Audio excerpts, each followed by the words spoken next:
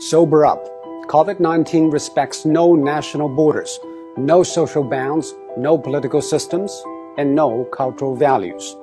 It hits us just as hard. It levels the world. Facing the pandemic, it is not what happened matters. It is how we respond. For almost a month, it infected thousands in Wuhan in a day, and every hospital bed was occupied. Now, empty beds and closed wards in the city. How did China make it? It is nothing new, but it's worthy to know. According to an initial WHO report, an infected person appears to spread it to an average of 2.6 people.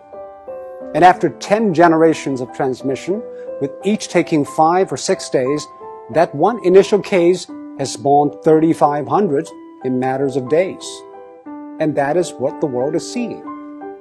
What China did is to break the cycle by human intervention. The scale unprecedented in history. Extreme, draconian, and aggressive. These are the words used to describe China's response.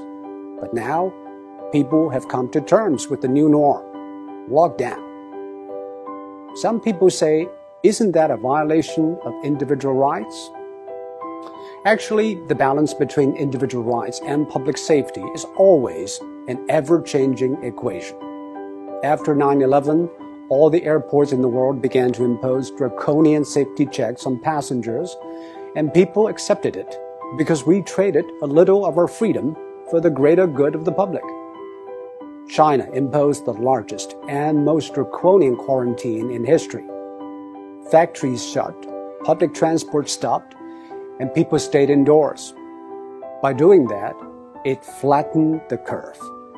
On one hand, China avoided many millions of cases and tens of thousands of deaths. On the other, it stretched out the time and made the hospitals restaffed and less strained. This is exactly what Europe and America should know. But public policy needs both ends to agree, the decision makers and the decision takers. Quarantine is indeed extreme and extremely restrictive. It needs the people in lockdown to be honest and cooperative. I think what the people of Wuhan did was exceptional. They had the courage, tenacity, and resilience to stay housebound for days, weeks, and months. Most view the quarantine as a civic duty, and that is why it worked. Public health methods are universal. They either work or they don't. We are all human beings. Our epidemiology is the same, but we have different economies, demographies, and sociologies. Facing a global pandemic, every nation needs a new contract signed between its politicians, businesses, and the public. Desperate times ask desperate measures.